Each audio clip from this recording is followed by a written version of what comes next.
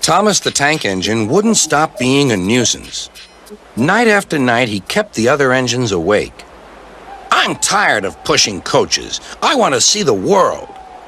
The other engines didn't take much notice, for Thomas was a little engine with a long tongue.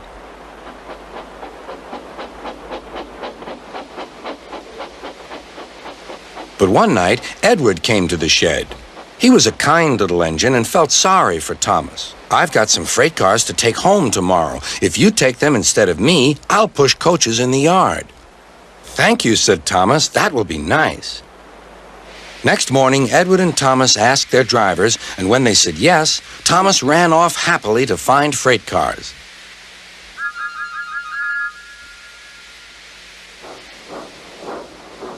Now, the freight cars are silly and noisy. They talk a lot and don't attend to what they are doing.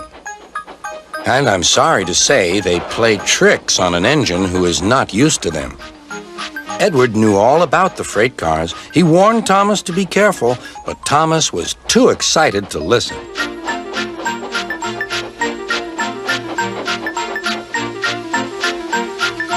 The shunter fastened the coupling, and when the signal dropped, Thomas was ready. The conductor blew his whistle. "Beep, beep," answered Thomas and started off. But the freight cars weren't ready. "Oh, oh," they screamed. "Wait, Thomas, wait!" But Thomas wouldn't wait. Come on," he puffed. "All right, don't fuss. All right, don't fuss," grumbled the cars.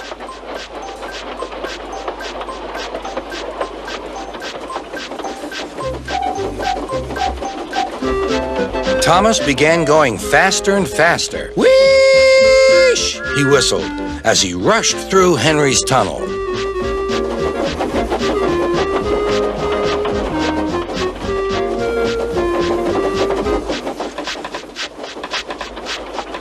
"Hurry, hurry," called Thomas. He was feeling very proud of himself. But the cars grew crosser and crosser.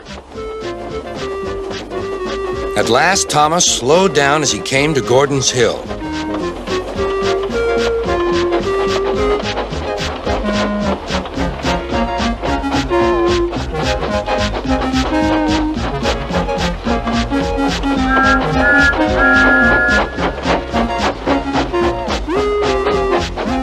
"Steady now, steady," warned the driver as they reached the top.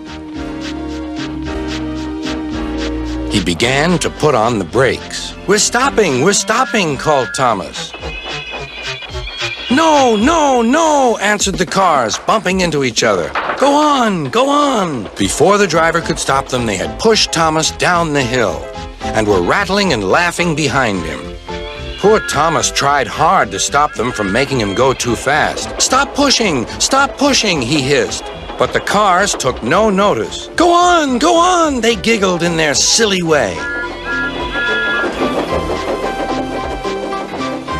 "There's the station. Oh dear, what shall I do?" cried Thomas. They rattled straight through and swerved into the goods yard. Thomas shut his eyes. "I must stop."